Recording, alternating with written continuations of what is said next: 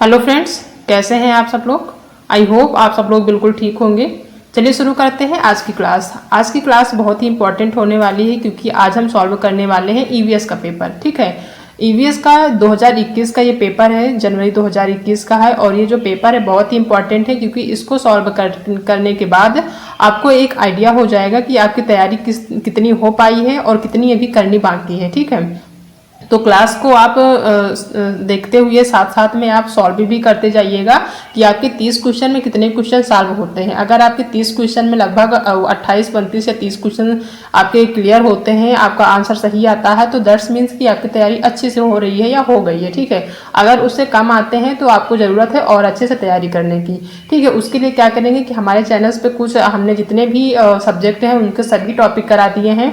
ठीक है, और सभी जो सब्जेक्ट हैं उनके हमने पेडागोजी स्पेशल भी मैराथन करा दिया और क्वेश्चन का भी मैराथन करा दिया है। ठीक है, तो उनको आप देख लेंगे तो आपकी काफ़ी जो भी तैयारी है वो हो पाएगी अच्छे से। ठीक है, साथ में आप जितने से ज़्यादा कोशिश करें कि जितना ज़्यादा आप प्रैक्टिस पेपर सॉल्व करेंगे उतना ज़्यादा आपके लिए बेनिफिट होगा। ठीक है, तो आज से हम जब तक आपका पेपर नहीं होता है, यानी 20 को आपका पेपर होने वाला, तो 20 के पहले जितने भी दिन बचते हैं, आज आपका 9 तारीख है। ठीक है, तो जितने दिन भी बचते हैं उनको हम क्या करेंगे कि जितने भी पेपर हैं उनको 1 बाय 1 सारे सॉल्व करते हुए चलेंगे। एक दिन ईवीएस करेंगे, सीडीपी करेंगे, हिंदी करेंगे, मैथ करेंगे, आपका संस्कृत करेंगे, सारे सब्जेक्ट 1 बाय 1 सॉल्व करते हुए चलेंगे तो आपको एक आइडिया हो जाएगा कि आपकी तैयारी कितनी हो पाई है। ठीक है, साथ में आप भी सॉल्व करते चलिएगा, आपको एक आइडिया हो जाएगा कि आपके कितने क्वेश्चन सही हो रहे हैं, कितने गलत हो रहे हैं। ठीक है, तो क्लास को आप शुरू से लास्ट तक देखिएगा, काफ़ी जो है आपको इसमें बेनिफिट मिलेगा। ठीक है, तो देखते हैं आज की क्लास का पहला क्वेश्चन क्या है। पहला क्वेश्चन दिया हुआ है कि ईवीएस में मानचित्रण कौशल क्या करता है। ये बताना कि जो ईवीएस है यानी कि जो आपका पर्यावरण अध्ययन है उसमें जो मानचित्र कौशल उसका क्या उपयोग है या वो क्या करता है। पहला है रिकॉर्डिंग कौशल को विकसित करता है। दूसरा है स्थानों की सापेक्ष स्थिति को समझ को विकसित करता है। बिल्कुल सही, रिकॉर्डिंग कौशल को तो विकसित नहीं करता है मानचित्र कौशल। ठीक है, बल्कि जो है स्थानों की सापेक्ष जो स्थिति है उसके समझ को विकसित करता है, जो ईवीएस में मानचित्र यूज होता है, जिसको हम यूज करते हैं मानचित्र में। ठीक है, तो वो क्या करता है, स्थानों की सापेक्ष स्थिति को समझ को विकसित करता है। तीसरा है लैंडस्केप खींचने के कौशल को विकसित करता है। बिल्कुल नहीं। चौथा है पूर्वानुमान और गणना के कौशल को विकसित करता है। तो ये ऑप्शन भी गलत होगा, पहला गलत होगा। तो इसमें जो सही होगा वो होगा सेकंड ऑप्शन की स्थानों की सापेक्ष स्थिति को की जो समझ होती है उसको विकसित करता है ईवीएस में जो होता है मानचित्र कौशल। या जो मानचित्र कौशल जो उपयोग किया जाता है उसका यही होता है उपयोग सबसे ज़्यादा कि स्थानों की जो सापेक्ष स्थिति है उसकी जो समझ है उसको जो है विकसित करता है। तो सेकेंड ऑप्शन यहाँ पे सही होगा। नेक्स्ट क्वेश्चन देखते हैं कि कक्षा 5 का अनुज आमतौर पर अपना दिया हुआ कक्षा का कार्य नहीं करता, मुद्दे को हल करने का सबसे अच्छा उपाय हो सकता है। इस जो मुद्दा है कि जो बच्चा है उसको हम कोई भी काम देते तो उसको हल नहीं करता, तो उसका जो सबसे अच्छा उपाय हो सकता है कि इसको हम हल कैसे करें कि बच्चा जो है जो काम दिया जाए उसको जो है सॉल्व करके आए।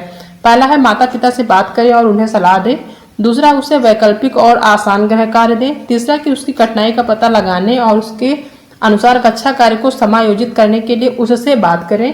चौथा है कि किसी दूसरे बच्चे को उसकी कक्षा के कार्य को पूरा करने में मदद करें। ठीक है, तो पहला तो वैसे भी नहीं होगा, माता पिता से बात करें उन्हें सलाह दें, ये क्यों करेंगे, ऐसा नहीं होगा। दूसरा है कि उसे वैकल्पिक और आसान गृह कार्य दें, ये भी नहीं कर सकते। तीसरा है कि उसकी कठिनाई का पता लगाने और उसके अनुसार कक्षा कार्य को समायोजित करने के लिए उससे बात करें। बिल्कुल सही, अगर बच्चे की जो कठिनाई है उसका पता लगा लेंगे कि किस वजह से वो अपना जो है होमवर्क नहीं कर रहा है, तो वो ज़्यादा जो है आपका सबसे अच्छा उपाय हो सकता है इस प्रॉब्लम को सॉल्व करने के लिए। तो थर्ड ऑप्शन यहाँ पे इसका सही होगा। नेक्स्ट क्वेश्चन है कि मुस्कान ने परिवहन में डीजल वाहनों का उपयोग निषिद्ध होना चाहिए विषय पर एक वाद विवाद का आयोजन किया। मुस्कान के द्वारा इस विषय पर कक्षा में वाद विवाद के आयोजन का क्या उद्देश्य है। ठीक है, पहला ऑप्शन है वह आधुनिक वाहनों में उपयोग के लाभों पर छात्रों को संवेदनशील बनाना चाहती है। दूसरा है कि यह इस मुद्दे पर छात्रों को कई दृष्टिकोणों की सराहना करने में मदद करता है। तीसरा ऑप्शन दिया हुआ है कि वह पूरी तरह से परिवहन में डीजल वाहनों पर प्रतिबंध लगाने की आवश्यकता पर छात्रों को संवेदनशील बनाना चाहती है। और चौथा है कि यह छात्रों के विचारों को जानने और उन्हें सही करने में मदद करेगा। ठीक है, तो जो ये एक विषय दिया हुआ है कि परिवहन में डीजल वाहनों का उपयोग निषिद्ध होना चाहिए, ठीक है। ये एक जो है उसका विषय था, एक जो है टॉपिक था, उस पे उसका उद्देश्य क्या है, तो उसका उद्देश्य किसी को संवेदनशील बनाना नहीं है। यहाँ पे पहला दिया है कि वह आधुनिक वाहनों के उपयोग के लाभों पर छात्रों को संवेदनशील बनाना नहीं है, तो ये ऑप्शन आपका गलत होगा। दूसरा है कि यह इस मुद्दे पर छात्रों को कई दृष्टिकोणों की सराहना करने में मदद करता है, तो ये ऑप्शन भी गलत है। तीसरा है कि वह पूरी तरह से परिवहन में डीजल वाहनों पर प्रतिबंध लगाने की आवश्यकता पर छात्रों को संवेदनशील बनाना चाहिए, ये ऑप्शन बिल्कुल सही है कि जो वो पूरी तरह से जो परिवहन में डीजल वाहन होते हैं उनमें जो प्रतिबंध यानी कि रोक लगाने की आवश्यकता पर छात्रों को असंवेदनशील बनाना चाहती है। इसका जो उद्देश्य है इस टॉपिक का, उसका यही उद्देश्य है, ठीक है। तो थर्ड ऑप्शन यहाँ पे सही होगा, फोर्थ इसका गलत होगा, ठीक है। नेक्स्ट क्वेश्चन देखते हैं। कुछ हजार साल पहले भारत में तालाबों के निर्माण के अल-बरूनी के अवलोकन के आधार पर कक्षा 5 के ईवीएस के पाठ्यपुस्तक में एक अनुच्छेद है। इस अनुच्छेद को शामिल करने का क्या उद्देश्य है? जो है अल-बरूनी के बारे में, यानी जो अल-बरूनी है वो भारत आए थे, उन्होंने तालाबों के बारे में जो लिखा था वो अनुच्छेद के रूप में, तो वो एक अनुच्छेद शामिल है। तो जो अनुच्छेद उन्होंने लिखा था उसका उद्देश्य क्या है, ठीक है। पहला है यह इतिहास के स्रोतों को पहचान करने में शिक्षार्थियों की मदद करता है, बिल्कुल सही है। जो उन्होंने लिखा था तालाबों के बारे में, तो वह जो है इतिहास के जो स्रोत है उसको जो पहचान करने में शिक्षार्थियों की मदद करता है, बिल्कुल सही है। दूसरा कि यह शिक्षार्थियों को उनके अवलोकन की रिकॉर्डिंग में सुधार करने में मदद करता है, रिकॉर्डिंग करने का कोई मतलब ही नहीं है। तीसरा कि यह शिक्षार्थियों को 1000 साल पहले भारत में मौजूद तकनीक की सराहना करने में मदद करता है, बिल्कुल सही है। और चौथा कि यह शिक्षार्थियों को इतिहास में साध्य की भूमिका की सराहना करने में मदद करता है, तो ये ऑप्शन भी सही है, ठीक है। इसका सेकेंड ऑप्शन गलत होगा, फर्स्ट, थर्ड और फोर्थ ऑप्शन सही है, ठीक है। तो फर्स्ट, थर्ड और फोर्थ ऑप्शन में है, यही ऑप्शन आपका सही होगा कि जो उन्होंने अल-बरूनी जो आए थे भारत में और उन्होंने जो तालाबों के जो निर्माण के ऊपर जो उन्होंने एक इतिहास में किताब लिखी थी, उसका एक उद्देश्य यही था, ठीक है। तो फर्स्ट, थर्ड और फोर्थ उद्देश्य था, इसका फोर्थ ऑप्शन यहाँ पे सही होगा। नेक्स्ट क्वेश्चन दिया हुआ है कि ईवीएस की एकीकृत प्रकृति सहायक है, किन चीज़ों में इसकी जो एकीकृत प्रकृति है वो सहायक है। पहला है कि शिक्षार्थी केंद्रित उपागम का पालन करने और संकल्पनाओं की अधिक संख्या का परिचय देने में। दूसरा है कि दी गई सूचनाओं और विवरण को सीखने में। तीसरा है कि पाठ्यचर्या के भार को कम करने और विशिष्ट प्रकरणों को पेश करने में।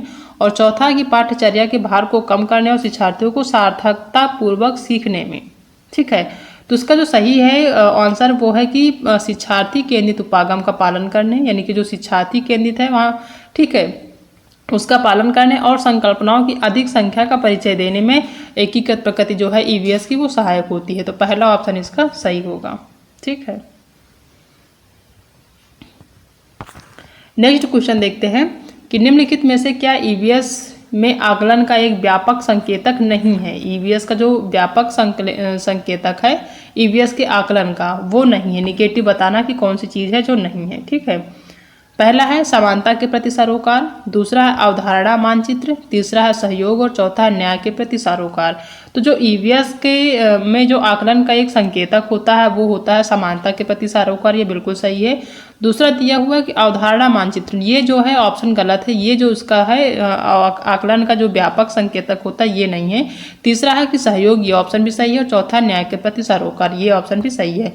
जो निगेटिव है, जो निगेटिव पूछ रहा है वो है अवधारणा मानचित्रण, ये जो है निगेटिव, ये संकेतक नहीं है ईवीएस में आकलन के व्यापक का। तो ये जो है सेकेंड ऑप्शन इसका गलत होगा और यही ऑप्शन इसका सही होगा, ठीक है।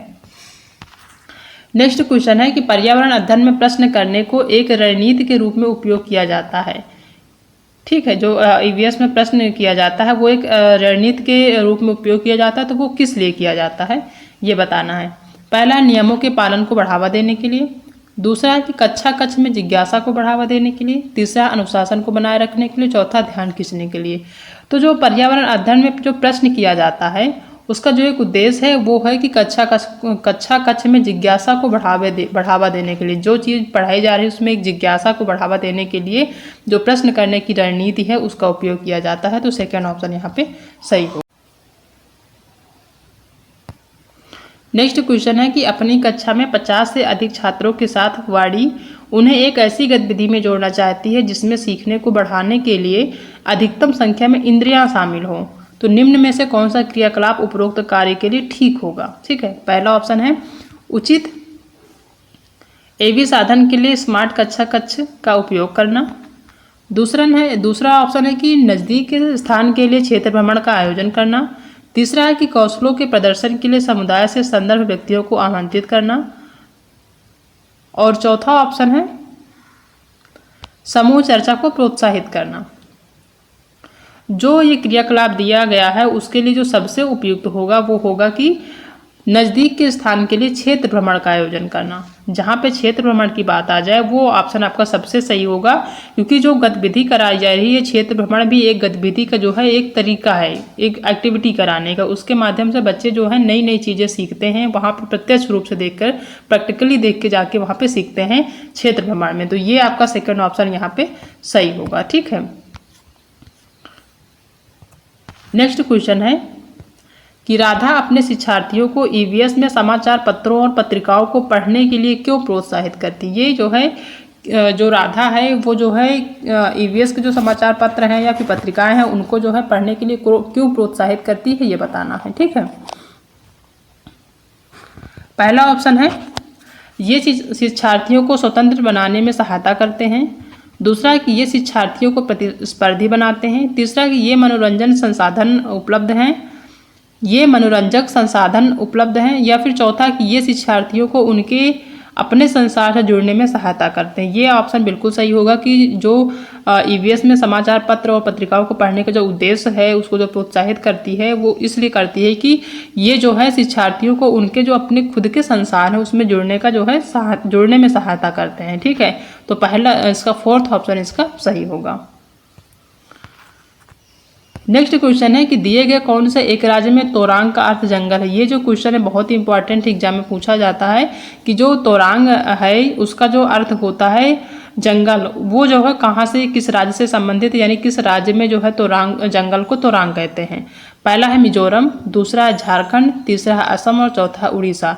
तो जिस राज्य में जंगल को तोरांग कहा जाता है वो राज्य है झारखंड। झारखंड में जंगल को तोरांग कहते हैं और तोरांग का अर्थ होता है जंगल। ठीक है, तो सेकंड ऑप्शन यहाँ पे सही होगा।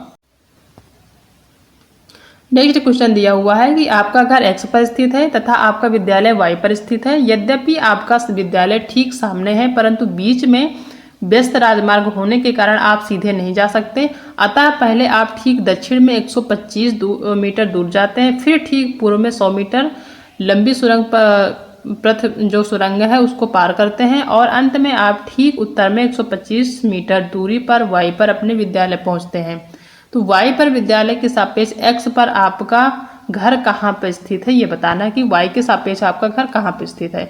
तो इस टाइप का अगर क्वेश्चन पूछा जाता है एग्जाम में तो उसको सॉल्व करने का बहुत ही ईजी और सिंपल तरीका होता है, हम आपको बताते हैं। ठीक है, तो ऐसे सॉल्व करेंगे कि यहाँ पे जैसे कि पूछ रहा है कि जो है दिशा पूछ रहा है, तो दिशा के जो क्वेश्चन आते हैं तो उसको सॉल्व करने का जो सबसे अच्छा तरीका होता है वो ये होता है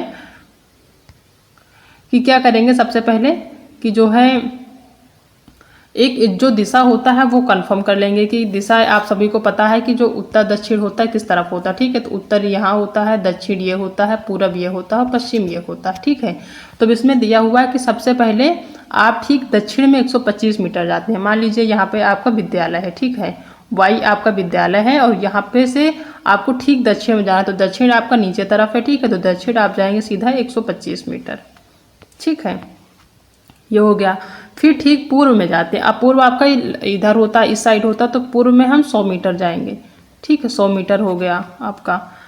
फिर क्या करेंगे, अंत में आप ठीक उत्तर में, उत्तर आपका ऊपर होता है, ठीक उत्तर में कितना जाएंगे, 125 मीटर जाएंगे।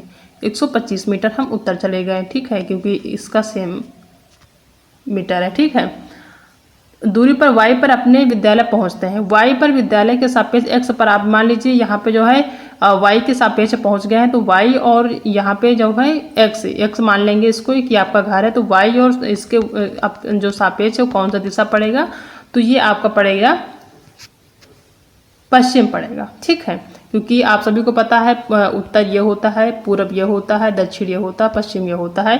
तो वाई आपका यहाँ पे है, एक्स यहाँ पे है, तो वाई के सापेक्ष आपका ऐसे पड़ेगा, तो आपका ये पश्चिम पड़ेगा। ठीक है, पश्चिम और कितने मीटर पड़ेगा? 100 मीटर पड़ेगा।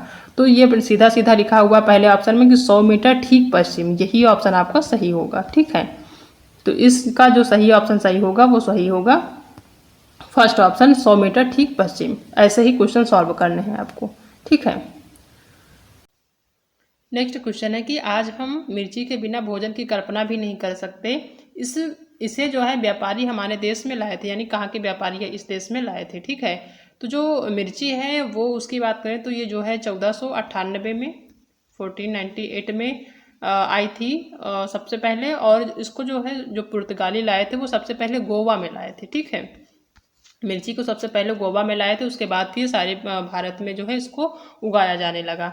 तो ये इसको जो व्यापारी लाए थे वो लाए थे दक्षिण अमेरिका के। ठीक है, फर्स्ट ऑप्शन यहाँ पे सही होगा। 1498 में मिर्ची को लाया गया, तो सबसे पहले गोवा में लाया गया था, और इसकी व्यापारी की बात करें तो दक्षिण अमेरिका से लेके आए थे। ठीक है, तो पहला ऑप्शन यहाँ पे सही होगा।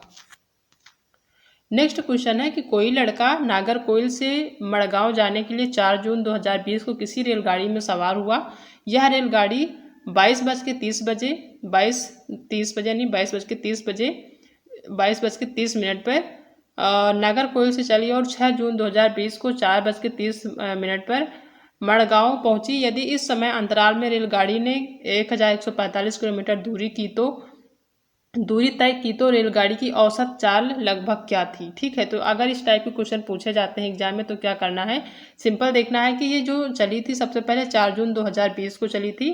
ठीक है, और यह रेलगाड़ी 22:30 पे जो है नागरकोइल से चली थी। 4 जून 2020 को कितने समय चली थी? 22:30 पे।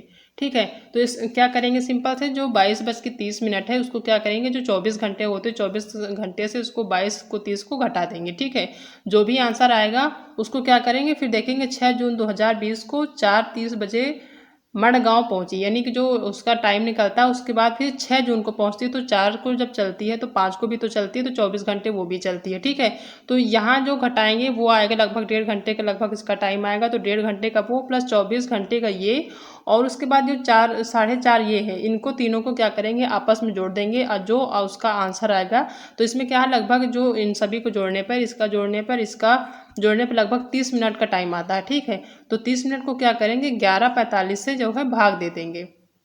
जो ये 11:45 दिया हुआ है, जितना टोटल घंटा निकलेगा, ठीक है, उसको क्या करेंगे 11:45 से भाग दे देंगे।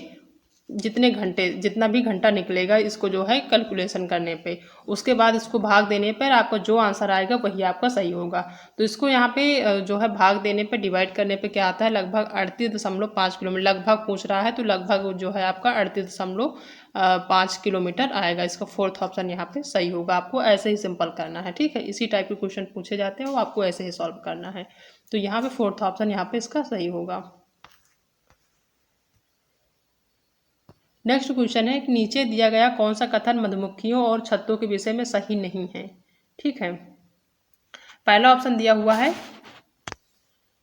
कि छत्ते में बहुत सारी काम करने वाली मक्खियां होती हैं, यहाँ पे सही नहीं है बताना। ठीक है, तो छत्ते में बहुत सारी काम करने वाली मक्खियां होती हैं। दूसरा कि इसमें केवल कुछ नर मक्खियां होती हैं। तीसरा कि प्रत्येक घरों में प्रत्येक जो छत्ते होती हैं एक रानी मक्खी होती है, यहाँ पे छत्ते होगा। ठीक है, प्रत्येक छत्ते में एक रानी मक्खी होती है जो अंडे देती है, बिल्कुल सही है। चौथा है कि नर मक्खियाँ छत्तों के लिए अत्यंत महत्वपूर्ण होती है, ये बिल्कुल गलत है कि जो नर मक्खियाँ हैं वो छत्तों के लिए जो है महत्वपूर्ण होती हैं, तो वो जो महत्वपूर्ण नहीं होती हैं। ठीक है, इनका कोई जो है रोल नहीं होता है छत्ता बनाने में, तो उसका फोर्थ ऑप्शन ही सही होगा क्योंकि ये नेगेटिव, बाकी ये सारे सही हैं, तो फोर्थ ऑप्शन यहाँ पे सही होगा। नेक्स्ट क्वेश्चन है कि हमारे देश का संविधान निम्नलिखित में से किसके नेतृत्व में बनाया गया था। तो आप सभी को पता है कि डॉक्टर भीमराव अम्बेडकर के नेतृत्व में ये जो है हमारे देश का संविधान बनाया गया था, तो पहला ऑप्शन ही यहाँ पे सही होगा। नेक्स्ट क्वेश्चन है कि पौधों के लिए किए जाने वाले नीचे दिए गए कार्यों पर विचार कीजिए। ठीक है, पहला है पौधे को सहारा देना, दूसरा है ह्यूमस प्रदान करना, तीसरा है भोजन संचित या भंडारण करना, चौथा है जल और खनिजों के अवशोषित करना। इनमें से जड़ों के क्या कार्य है, इसमें से बताना है कि जो पौधे के जड़ है उसके क्या कौन कौन से कार्य हैं। ठीक है, तो जो जड़ का कार्य होता है वो होता है पौधे को सहारा देना, पहला ऑप्शन सही है। ठीक है, दूसरा है ह्यूमस प्रदान करना, तो ये कोई जो पौधे का जड़ होता है वो ह्यूमस नहीं प्रदान करता, सेकंड ऑप्शन गलत है। तीसरा है भोजन को संचित या भंडारण करना, ये भी जड़ का एक काम होता है, तो तीसरा भी सही है। चौथा है कि जल और खनिजों को अवशोषित करना, ये ऑप्शन भी सही है कि जो पौधे के जड़ होते हैं वो जल और जो खनिज तत्व होते हैं उनको अवशोषित करते हैं। तो पहला, तीसरा और चौथा ये ऑप्शन सही है, पहला, तीसरा और चौथा, पहला और तीसरा और चौथा आपका सेकेंड ऑप्शन में है, यही ऑप्शन आपका सही होगा। ठीक है, नेक्स्ट क्वेश्चन देखते हैं कि निम्नलिखित में से कौन सा एक भारत का संघ शासित प्रदेश नहीं है, कौन सा एक जो है जो भारत का संघ शासित प्रदेश नहीं है। ठीक है, पहला है मणिपुर, दूसरा है चंडीगढ़, तीसरा है लद्दाख और चौथा जम्मू और कश्मीर। तो आप सभी को पता है कि जो भारत का जो संघ शासित प्रदेश है उसमें जम्मू कश्मीर भी है, लद्दाख भी और चंडीगढ़ है, बल्कि उसमें मणिपुर नहीं है। पहला ऑप्शन इसका सही होगा कि मणिपुर जो है भारत का संघ शासित प्रदेश नहीं है। ठीक है,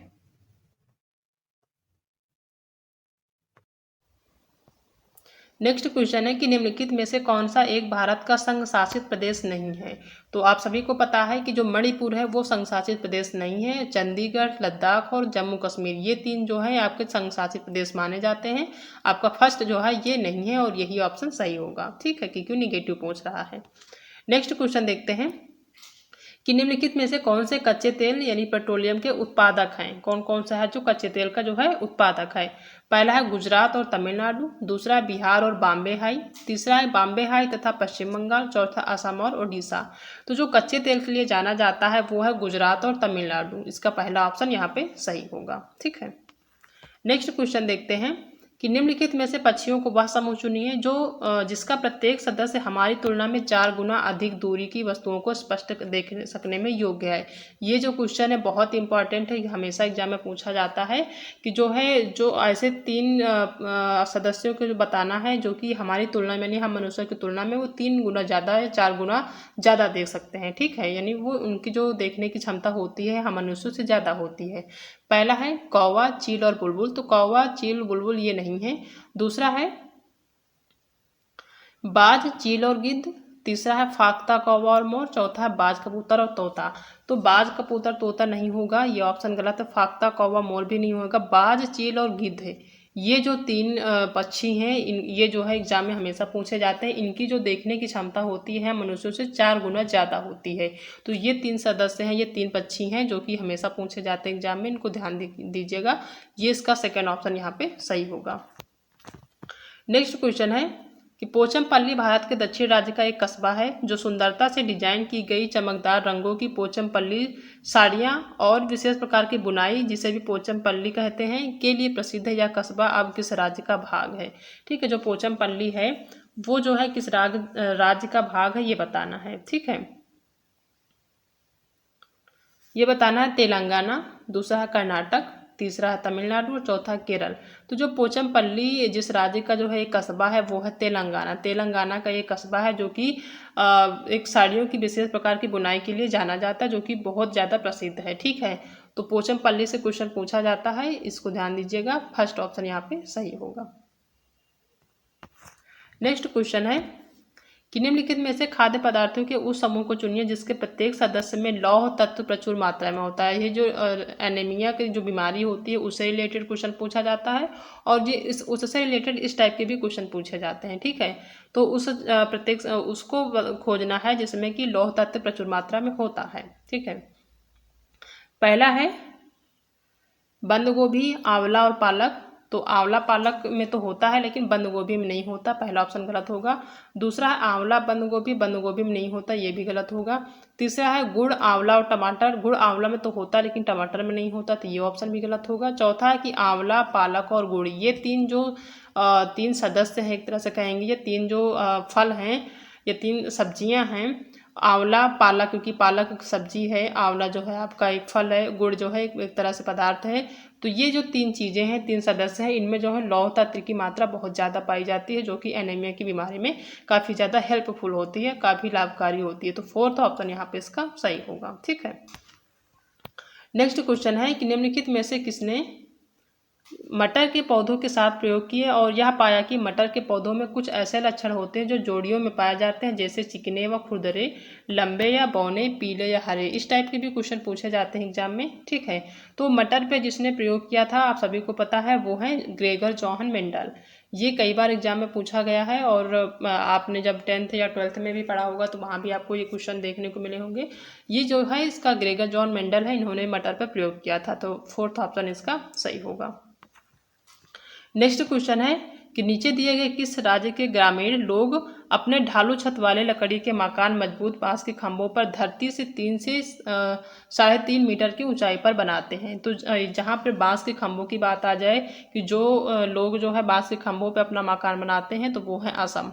पहला ऑप्शन सही होगा। और असम से रिलेटेड आपका ये क्वेश्चन पूछा जाता है हमेशा एग्जाम में, तो इस चीज़ को ध्यान रखिएगा कि जहाँ पर बांस के खंभों पर घर बनाया जा रहा हो, ठीक है, तो वो है असम। वहाँ पे जो है बाढ़ ज़्यादा आती है, यानी पानी ज़्यादा बारिश होती है, वहाँ पे बरसात ज़्यादा होता है, जिसकी वजह से क्या है कि वहाँ पे लोग बांस के खंभों पे अपना घर बनाते हैं ताकि नीचे से आसानी से पानी निकल जाए। तो फर्स्ट ऑप्शन यहाँ पे सही होगा। ठीक है। नेक्स्ट क्वेश्चन है कि भारत के मानचित्र में दिल्ली की स्थिति के सापेक्ष गांधीनगर यानी गुजरात की राजधानी और पटना यानी कि बिहार की राजधानी की दिशाएं क्रमशः ये किन किन दिशाओं में है? पहला है उत्तर पूर्व और दक्षिण पश्चिम, दूसरा दक्षिण पश्चिम और उत्तर पूर्व, और तीसरा है दक्षिण पूर्व और दक्षिण पश्चिम, और चौथा है दक्षिण पश्चिम और दक्षिण पूर्व। तो जो गांधीनगर यानी जो गुजरात की राजधानी है वो आपका है दक्षिण पश्चिम में, और जो बिहार यानी पटना की बात करें तो वो है उत्तर पूर्व में। ठीक है। तो इसका सेकेंड ऑप्शन सही होगा। गांधीनगर जो है दक्षिण पश्चिम में और बिहार जो है वो उत्तर पूर्व में स्थित है। ठीक है, दिल्ली के सापेक्ष है, तो इसका सेकंड ऑप्शन यहाँ पे सही होगा। नेक्स्ट क्वेश्चन है कि आप एक एकीकृत ईवीएस कक्षा के लिए कैसे योजना बनाएंगे? ठीक है, आपका जो ईवीएस की क्लास है उसके लिए कौन सी योजना है, किस तरह का योजना बनाएंगे? पहला है विज्ञान और सामाजिक विज्ञान के लिए अलग अध्यापक का प्रबंध करेंगे। ऐसा बिल्कुल नहीं है, क्योंकि विज्ञान और सामाजिक विज्ञान एक ही में है आपका। ठीक है।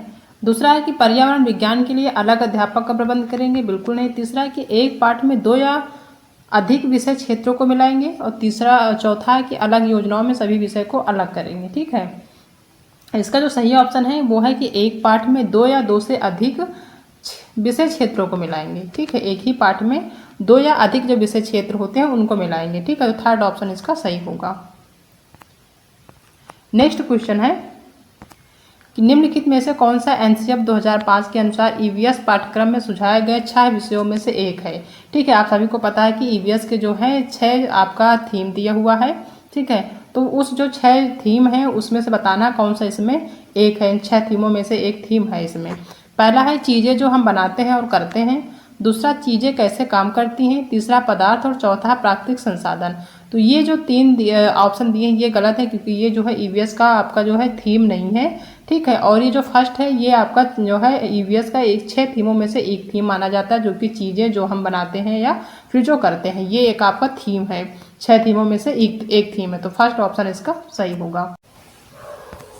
नेक्स्ट क्वेश्चन है कि उपाख्यान अभिलेखों में क्या नहीं दर्ज करना चाहिए, निगेटिव पूछ रहा। ठीक है, पहला है मुख्य रूप से समस्याग्रस्त स्थितियों की पहचान करना, पहला ऑप्शन है।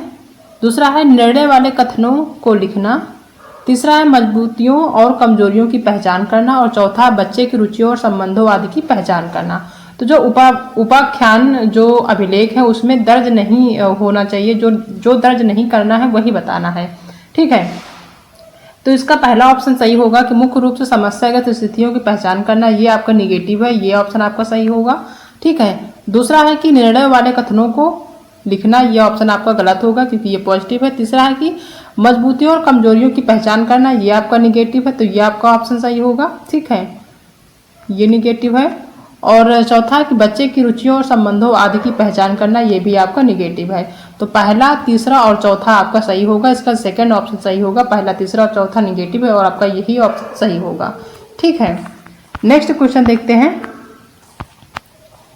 कि स्मिता अपने शिक्षार्थियों को कार्य से संबंधित लैंगिक विषमता और रूढ़वादियों या रूढ़वादी छवियों के प्रति संवेदनशील करना चाहती है। स्मिता को निम्नलिखित में से अपनी कक्षा में क्या करना चाहिए, ठीक है, ये बताना है। पहला ऑप्शन देखते हैं कि केवल लड़कों से प्रतिदिन कक्षा को साफ करने को कहें, बिल्कुल नहीं। केवल जहाँ पे यूज होगा वो ऑप्शन आपका कभी नहीं सही होगा। दूसरा है कि एक छात्र की मां को कक्षा में आमंत्रित करे जो ऑटो चालक है। तीसरा कि रूढ़िवादी मॉडलों को छात्र को प्रस्तुत करें। चौथा विभिन्न प्रकार के कार्यों में फ्लैश कार्ड दिखाएं। तो ये ऑप्शन गलत होगा। इसका जो सही ऑप्शन होगा वो सेकंड होगा। वो इसलिए कि इसमें क्वेश्चन कह रहा है कि स्मिता अपने शिक्षार्थियों को कार्य से संबंधित लैंगिक विषमता और रूढ़िवादी छवियों के प्रति संवेदनशील करना चाहती है, ठीक है। जो लैंगिक विषमता है और जो रूढ़िवादी छवियां उसको जो है उसके प्रति संवेदनशील करना चाहती है, तो उसके लिए ये क्या करना चाहिए कि एक छात्र की मां को कक्षा में आमंत्रित करे जो ऑटो चालक है, ठीक है, यानी एक महिला हो के वो ऑटो चला रही है तो उसको क्लास में बुलाना चाहिए और ये जो है प्रेरणा देना चाहिए कि बच्चे की जो है समलैंगिक विषमता और जो रूढ़िवादी छवियां उनको उनके प्रति एक प्रेरणा देना चाहिए कि कुछ भी हो सकता है, कोई एक महिला भी कुछ भी कर सकती है, ठीक है। यानी महिला और जो है पुरुष में कोई भेदभाव नहीं करना चाहिए। महिला भी कुछ भी कर सकती है, पुरुष को भी कोई भी काम हो वो करना चाहिए, कर सकता है, ठीक है। तो कोई भी काम महिला और पुरुष में बंटना नहीं चाहिए, कहने का मतलब। तो यहाँ पे इसका सेकंड ऑप्शन सही होगा कि एक छात्र की मां को कक्षा में आमंत्रित करे जो ऑटो चला रहे, क्योंकि ऑटो चलाना सभी को पता है कि जो है एक पुरुष का काम है, लेकिन महिला कर रही है। दैट्स मीन्स कि जहाँ वहाँ पे जो है वो जो रूढ़िवादी है उसको जो हो कहीं ना कहीं उसको वो हटा रही है, ठीक है। रूढ़िवादी जो छवि है उसको कहीं ना कहीं उसको वो जो है तोड़ रही है। तो ये सेकंड ऑप्शन सही होगा यहाँ पे, ठीक है। नेक्स्ट क्वेश्चन है कि पुनीत ने अपनी कक्षा 5 के शिक्षार्थियों को मानव शरीर की एक रूपरेखा दी और उन्हें भोजन विषय पढ़ाने से पहले पाचन तंत्र को बनाने को कहा। पुनीत क्या चाहता है, ठीक है, ये बताना है। पहला ऑप्शन है कि अच्छे ड्राइंग कौशलों वाले शिक्षार्थियों की पहचान करना। दूसरा है कि पाचन की प्रक्रिया पर शिक्षार्थियों का मूल्यांकन करना। तीसरा है कि परीक्षण करना कि शिक्षार्थी नामांकित आरेख बना सकता है। चौथा कि पाचन से संबंधित शिक्षार्थियों के विचार को प्राप्त करना। ये ऑप्शन आपका सही होगा कि पाचन से संबंधित जो विभिन्न शिक्षार्थी हैं क्लास में उनके अपने क्या विचार हैं, उन विचारों को प्राप्त करना। इसका फोर्थ ऑप्शन ही इसका सही हो। थर्ड 3 ऑप्शन आपके जो है ये गलत है, ठीक है। फोर्थ ऑप्शन आपका सही होगा। नेक्स्ट क्वेश्चन देखते हैं कि निम्नलिखित में से क्या रचनात्मक आकलन के संबंध में सही नहीं है। निगेटिव बताना कि कौन सी ऐसी चीज है जो रचनात्मक आकलन के संबंध में सही नहीं है, ठीक है। पहला ऑप्शन देखते हैं कि इसको छात्रों की प्रगति की निगरानी करनी है। दूसरा है बच्चे के सीखने की कोई भी जानकारी रचनात्मक आकलन में मदद कर सकती है। तीसरा है कि रिपोर्ट कार्ड के प्रत्येक तिमाही में इसकी सूचना दी जानी है। और चौथा है कि अधिगम को सुदृढ़ करने के लिए यह अध्यापक को समय पर कार्यवाही करने में मदद करता है। तो यहाँ पे निगेटिव बताना है, तो निगेटिव जो आंसर होगा वो सेकंड होगा कि बच्चे के सीखने की कोई भी जानकारी रचनात्मक आकलन में मदद कर सकती है, ठीक है। ये इसका सेकंड जो है निगेटिव है और निगेटिव ऑप्शन आपका सही होगा। तो ये सारे क्वेश्चन हैं जो कि हमने आज की क्लास में डिस्कस किया है। आई होप आप सबको आज की क्लास पसंद आई होगी। अगर क्लास पसंद आई है तो वीडियो को लाइक करिएगा। अगर आप चैनल पर नए हैं तो चैनल को सब्सक्राइब करिएगा और ऐसे दोस्तों को शेयर करिएगा जो कि सीटेट की तैयारी कर रहे हैं, जिनका एग्जाम आने वाला है 20 अगस्त को, ठीक है। तो मिलते हैं नेक्स्ट क्लास में एक नए टॉपिक के साथ। तब तक अपना ध्यान रखिएगा।